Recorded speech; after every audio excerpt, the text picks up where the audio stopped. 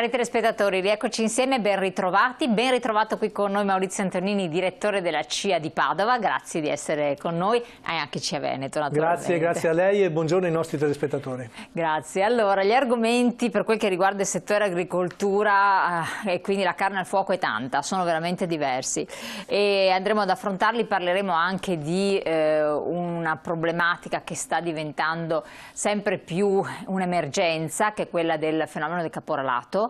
E quindi anche poi c'è il correlato problema dei lavoratori stagionali, poi messi in regola, insomma sono tante questioni che riguardano il mondo del lavoro, però non per incominciare in ordine decrescente, ma perché vediamo un po' proprio in attualità, ne chiacchieravamo poco fa prima, facciamo anche un cenno per far capire ai nostri telespettatori che la CIA è sul pezzo, come sempre. C'è la questione proprio emersa nuovamente anche oggi dei cinghiali, in cui voi siete attivi, lo ricordiamo, vero? Ma guardi, non siamo solo attivi noi su questo argomento, sono attive tutte le organizzazioni agricole e tutto il mondo agricolo. Siamo molto preoccupati della fauna selvatica e oggi si parla di cinghiali, basta vedere le ultime scorribande dei cinghiali qui nel Padovano e soprattutto nella zona di est, nelle vallette, in cui stanno provocando migliaia e migliaia di euro di danni alle nostre aziende, in quanto oggi le aziende hanno seminato il mais e si vedono intere campagne, interi ettari devastati dalla scorribande dei cinghiali che vengono appunto dai monti dei colli ugani, vanno a valle e creano grosse difficoltà su tutto il settore. Quindi... Cioè sono animali che provocano danni e sono estremamente intelligenti tra l'altro, per cui non è una cosa semplice, perché tanti dicono vabbè ma trovate un sistema, qualche cosa si potrà fare. Guardi, ne parlavamo proprio in questi giorni con alcuni nostri agricoltori che hanno cercato di superare a questo dramma, perché di questo stiamo parlando, facendo anche dei contratti specifici con delle aziende che vanno a, diciamo, tutelare la loro presenza in questo territorio, quindi per spaventare i cinghiali durante queste scorribande. Beh, guardi, è successo proprio, ne parlavamo proprio in questi giorni, che nei primi 15 giorni è andato tutto bene, nel senso che queste aziende che andavano in giro insomma, con le auto e con dei grossi fari insomma, per spaventare i cinghiali, per i primi 15 giorni è andato bene, quindi sono riusciti a superare a questo dramma e poi successivamente i cinghiali con la loro intelligenza sono riusciti ad andare in altre ore rispetto a questi, diciamo, questi orari prestabiliti da parte degli organi di controllo e hanno iniziato... Hanno bypassato tutto. Bypassato tutto. Cioè, e quindi... Hanno imparato qual era l'orario dove non andare e sì, quando esatto, non andare. Ma di questo voglio dire è il problema della fauna selvatica e quindi si deve intervenire sui cinghiali, sulla fauna selvatica modificando la 157.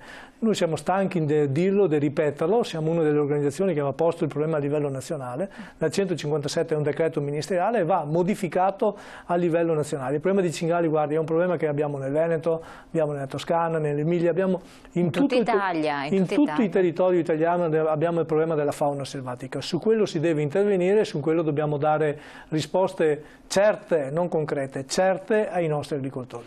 E per quanto riguarda invece non so, mettere delle corrente elettrica lungo i profili della proprietà? Ma guardi, in questo periodo si sono cercato di fare di tutto e di più.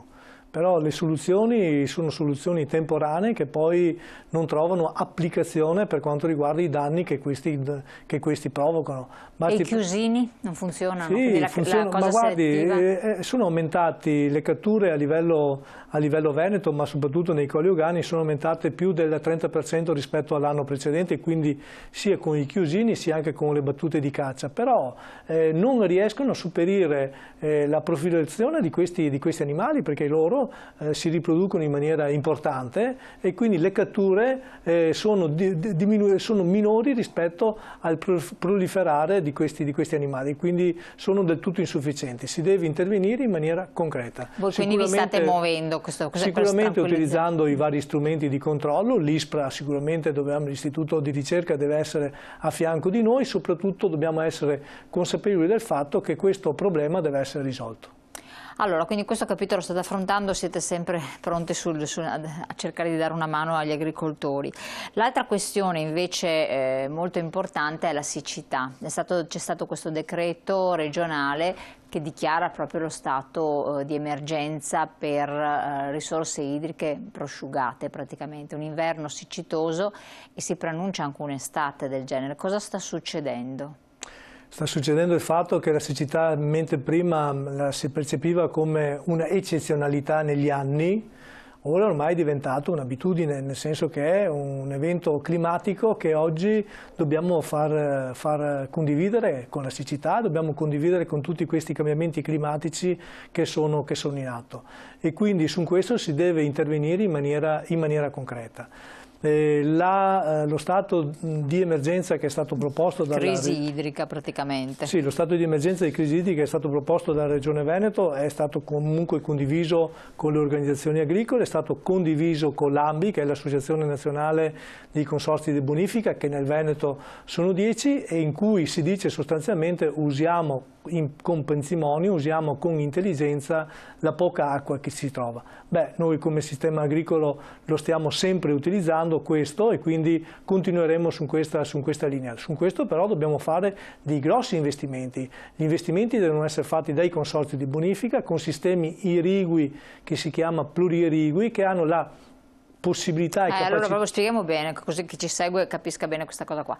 Ci sono i consorzi di bonifica che, per esempio il Brenta, è uno di quei fiumi su cui è puntata l'attenzione, no? Sì, il Brenta e anche l'Adige. E anche l'Adige, certo, per la nostra zona. E anche non è un fiume, ma è un bacchiglione, cioè sono fiumi importanti che riescono a portare l'acqua nel territorio. Adesso sono messi malissimo, giusto? Nonostante le piogge. Adesso sono messi malissimo perché comunque i bacini che a monte, quindi i bacini di montagna, sono al 50% della loro capienza. Invece che al posto di essere al 100%, ha nevicato poco e ha piovuto poco in montagna e quindi hanno riempito al 50% i bacini e quindi c'è poca acqua sostanzialmente, e quindi questa poca acqua, quando ne avremo sicuramente di bisogno tra qualche giorno fino a tutta quest'estate, non ne avremo.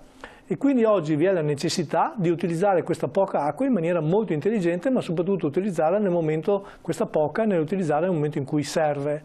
Queste attività, questo ruolo che lei diceva del consorzio di bonifica, perché è il consorzio di bonifica che deve fare questo sistema Sì, ma guardi, ogni consorzio di bonifica ha circa 3.000 chilometri di canali consortili che riescono in maniera capillare, riescono ad irrigare e portare acqua su tutto il territorio. Chiaramente se c'è poca acqua anche i consorzi devono fare le proprie decisioni. Ecco, ritornavo sul ragionamento del plurirrigo perché sono sistemi di irrigazione in cui rispetto all'irrigazione tradizionale che oggi utilizziamo, questi impianti di irrigazione riescono a diminuire il quantitativo d'acqua per l'irrigazione e però intervengono in maniera puntuale e corretta nel momento in cui la pianta ne ha bisogno e quindi vi è anche una riduzione del 50% dell'utilizzo dell'acqua rispetto all'irrigazione normale che si fa. E quindi ecco, su questo nuovo passaggio anche culturale ma anche di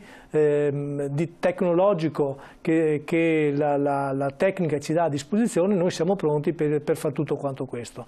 Il consorzio Brenta, ma anche il consorzio Adige, ma anche il consorzio Acque Risorgive stanno iniziando a avere migliaia di ettari con questi impianti di irrigazione plurirrigui. Dobbiamo andare su questa direzione per cercare di diminuire la quantità d'acqua di irrigazione per dare la possibilità a tutto il territorio regionale di avere acqua a sufficienza per l'irrigazione, perché ricordiamo che una coltura senza acqua può perdere la sua produzione fino ad arrivare anche a un 50% in meno. Quindi se io non irrigo il mais con il mais irrigato posso anche ridurre la sua produzione anche del 50%.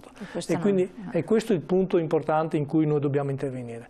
L'altro aspetto che ha introdotto Zaia, che siamo di fronte anche ad una situazione di una gravità assoluta, è il fatto che dobbiamo ricorrere anche all'acqua di montagna e questa acqua di montagna sì, la gestiamo nel momento in cui le montagne sono venete, ma non la gestiamo nel momento in cui queste montagne sono al di là della regione Veneto e quindi in questo caso del Trentino Alto Adige.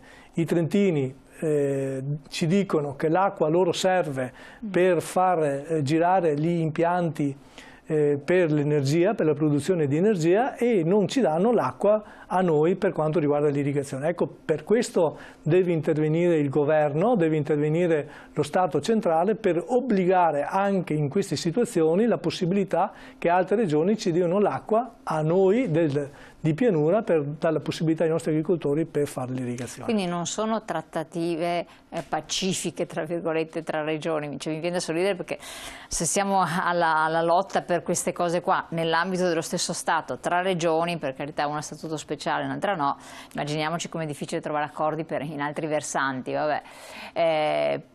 Ma su questo, guardi, deve intervenire l'autorità di bacino, che ha il compito e ha la possibilità di intervenire, quindi per questo noi chiediamo che le autorità di bacino, che naturalmente è un istituto regolato dal Ministero, deve intervenire per dare la possibilità a noi di ricevere l'acqua necessaria per l'irrigazione, soprattutto su una situazione emergenziale come quella di oggi, insomma. Quindi... Qualora non ci fosse questo intervento, cosa potrebbe succedere?